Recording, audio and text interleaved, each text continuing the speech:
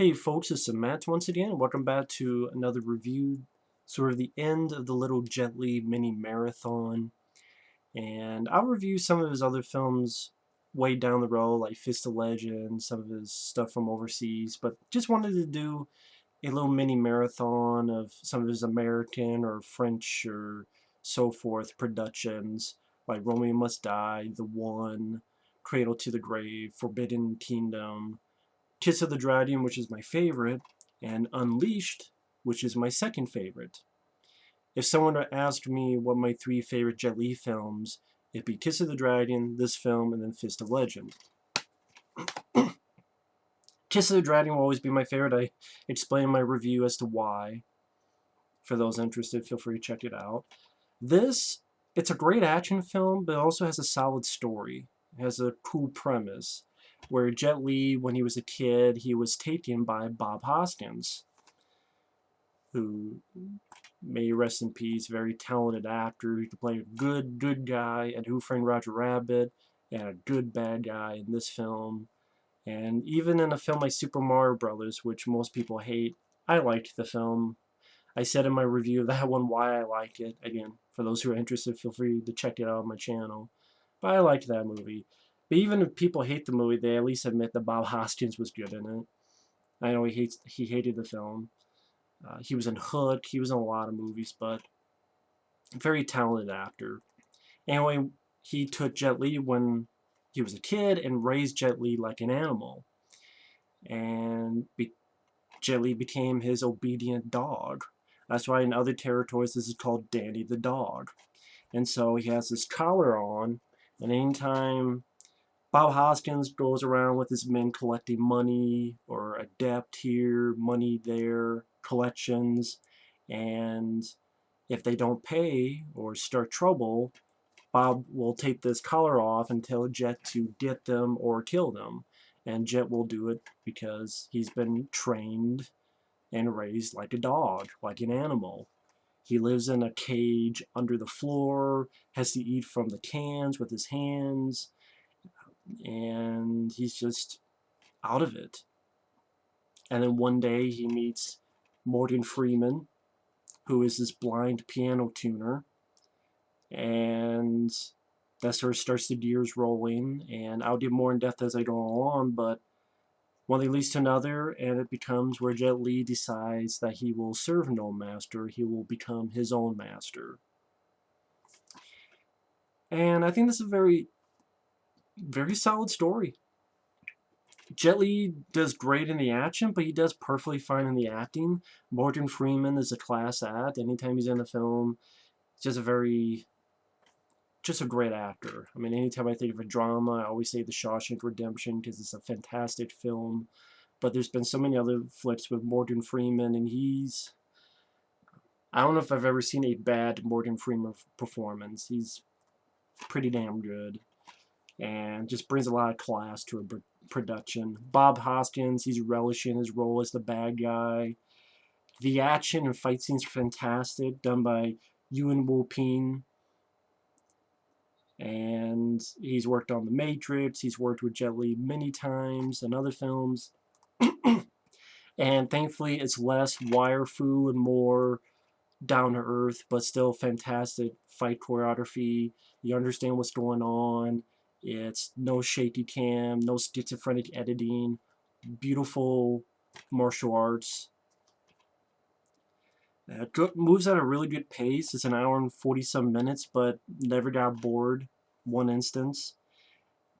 The direction, even without the action scenes, which are fantastic, but the direction itself by Louis Leterrier, I probably butchered that name, but this is a guy who worked on the first two Transporter films. Granted, the Transporter one says it's Corey Yun, but I think Louis Leterrier did some of the artistic direction, like dialogue, and then Corey Yun did the action stuff. I believe that's how it worked. At least that's what it lists on the guy's credits. And then I guess he worked on Transporter 2 as well. And then he did do Clash of the Titans, the one with Sam Worthington, The Incredible Hulk with Edward Norton. And I liked The Incredible Hulk. And Clash of the Titans, I thought was fine for what it had to be. And he did Now You See Me, which I haven't seen. He did a film called Grimsby recently, which I haven't seen. But the stuff I've watched so far, I like what the director has done. And the direction in this, I like the transitions. For example, Jet Li will punch this punching bag, and as he hits it, it goes this way, but then it transitions to a guy flying back. And we're in another scene where Bob is making Jet Li collect more money or beat up some folks so that they can get their money. So it does some really good transitions, nice work where the camera goes in the 360 in certain sequences, and that was a good looking movie. It's a well shot movie. It had a decent budget behind it because it does not look like a cheap direct to video film. It looks like a film that would have been in theaters. I thought the score was well done. They did not put any rap music in there. And certain films can work with rap music, and certain Jet Li films can work with rap music. But this is a film that did not need that. It would not have fit what the kind of story it was telling. And Massive Attack did the music. I know there's another name on there. I forget who his name was, but for the most part, it was Massive Attack, which, if you look them up, there's a lot of pieces of music you'll recognize from movie trailers, other productions, and I thought Massive Attack did a great job with the music. It fit the film well. And probably another reason why the film looked so good is the director of photography was Pierre Morel, who would go on to direct The First Taken. He would go on to be the director of the good Taken with Liam Neeson, and From Paris with Love, which I think is an underrated John Travolta film. So I didn't realize that the DP was Pierre Morel.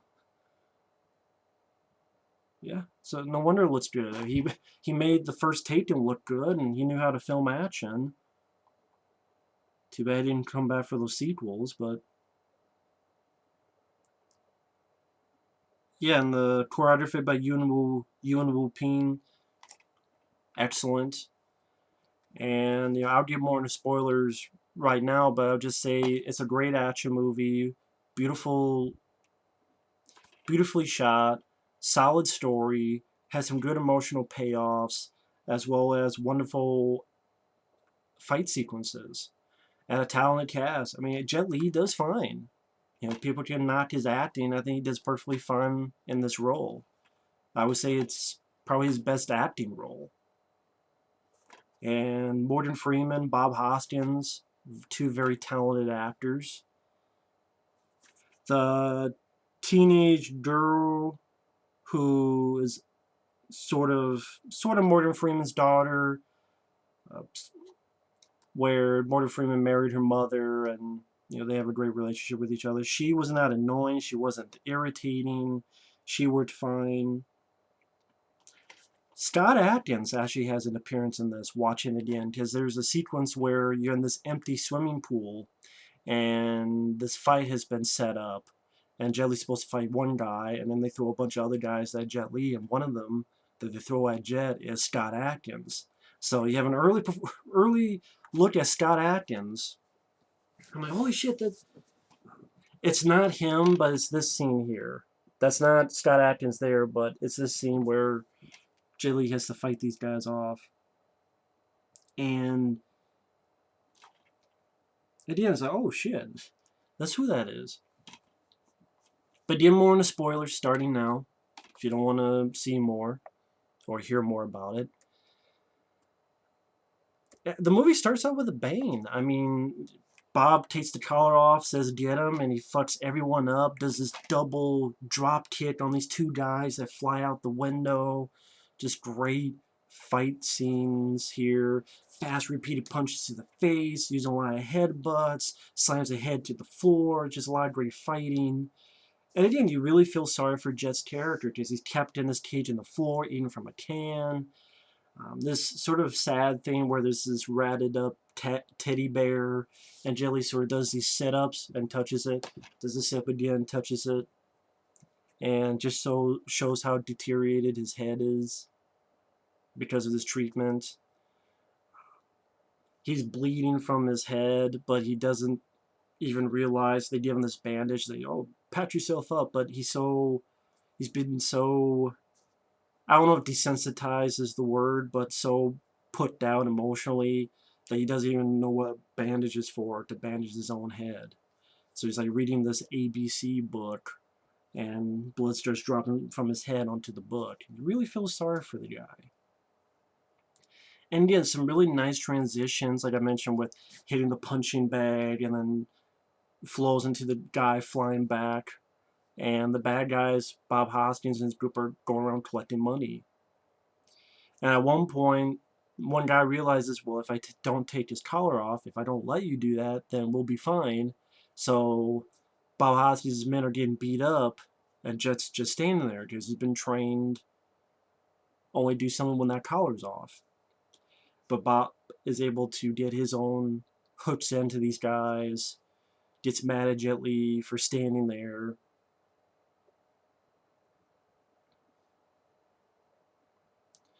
And you see a lot of,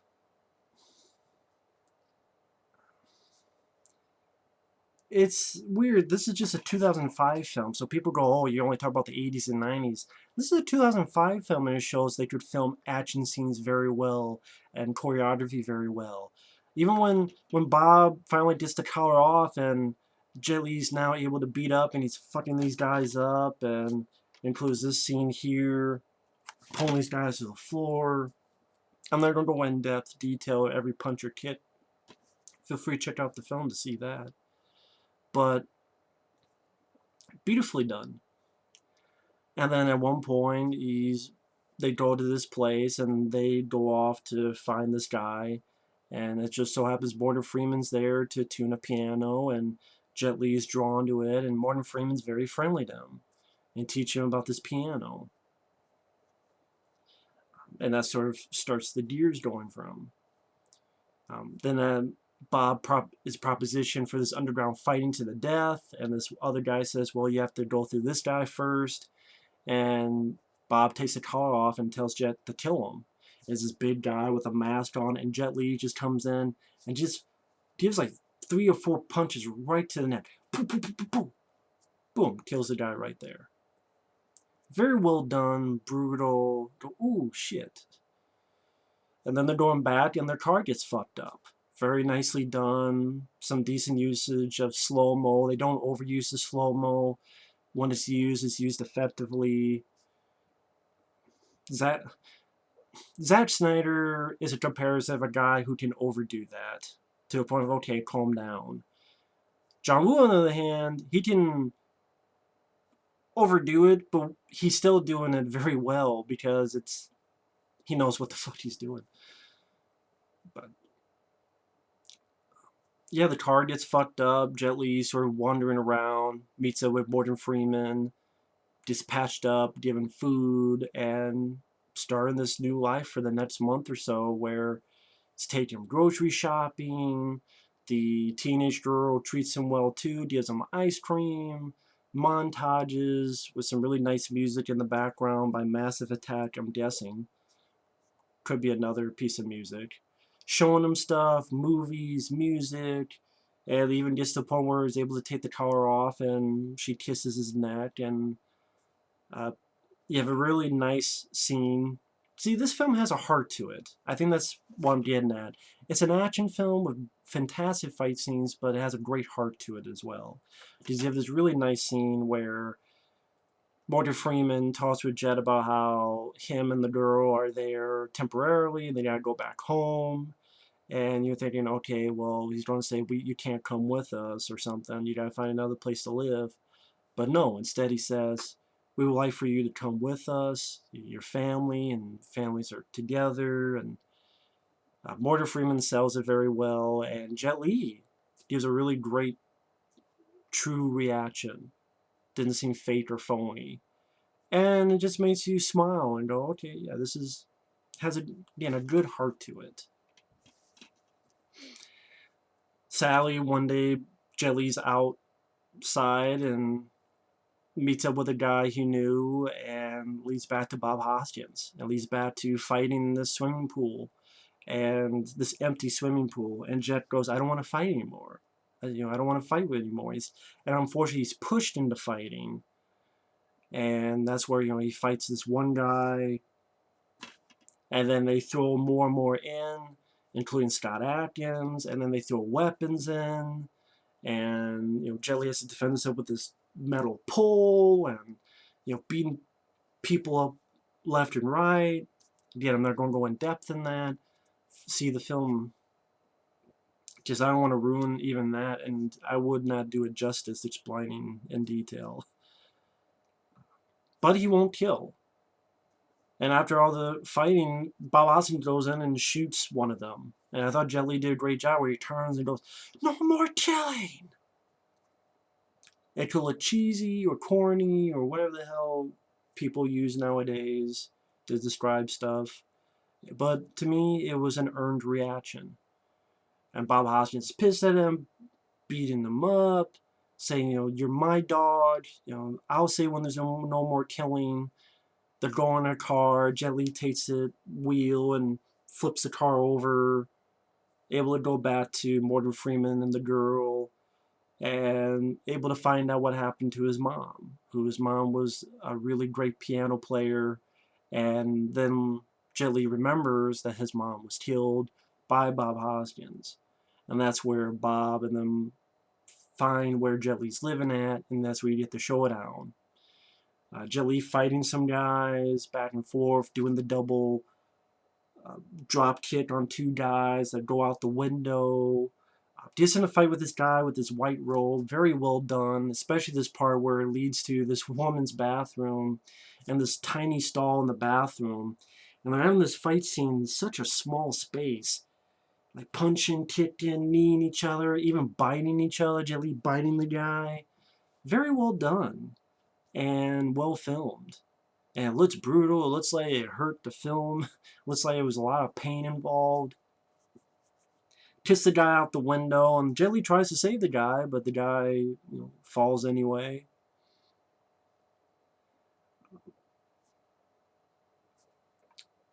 Then Bob Hoskins realizes where he's at, starts shooting at him. Now he has four. There's one nitpick I have with this. One nitpick with the movie. Bob Hoskins has four guys with him. And Bob Hoskins realizes something's going on and he tells him to wait here and he walks off. Those four guys that he told to wait, we never see again. They have guns and stuff, we never see them again. And I thought, well, wait a minute, whatever happened to those guys? Just what happens after is, Jet Li, you think he's going to go back to Bob, but he catches the collar, beats the fuck out of him, great scene.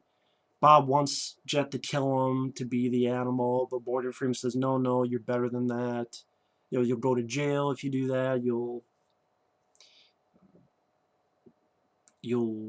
be in a cage. But I'm like, whatever happened to these four guys? That, granted, you could say Bob never told those four guys where he was going, but they're still in the vicinity, so they still have guns and they'd be running around, you would think. But so that's one nitpick. Those four guys sort of disappear. So that nitpick aside, I still like the scene where he confronts Bob Hoskins, kicks Bob Hoskins' ass, and then Morgan Freeman knocks him out. I like the line he says, "Man, that man could talk some serious shit." And pretty much the movie ends with this piano recital of the girl, and Morgan Freeman and Jet Li are watching, and Jet Li's reminded of his mother, and the movie ends. And yeah, just a very well done fight sequences mixed in with well done fight scenes. You have a great heart to it, solid story, great actors like Bob Hoskins and Morgan Freeman. The direction I think is top notch, honestly. The fight scenes are very well done. The music fits the film well. Other than that one nitpick I mentioned, I really don't have any problems with it. I think it's a great movie. I think it's a great flick. And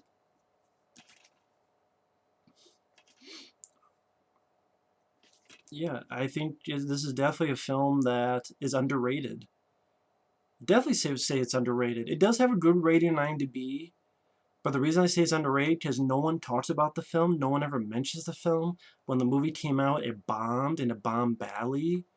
And when it came out, it only made $24 million. It says it had a $45 million budget, which I don't know why it would be that high, to be honest. But it made 24 million in the US and it made 50 million worldwide. So it's definitely a bomb. Again, I don't know why it would have cost that much. Um, Although I think from what I understand, like John Wick 2 costs about that much as well. So you know, maybe that's just how it goes. But yeah, unfortunately, it bombed, and I don't think it deserved that. They deserved a bit better. But anyway, that's just my thoughts on Unleashed. I think it's a great flick, very underrated flick, and like I said before, my second favorite Jet Li movie. So thanks for watching. Take care, and we will see you later. Bye bye.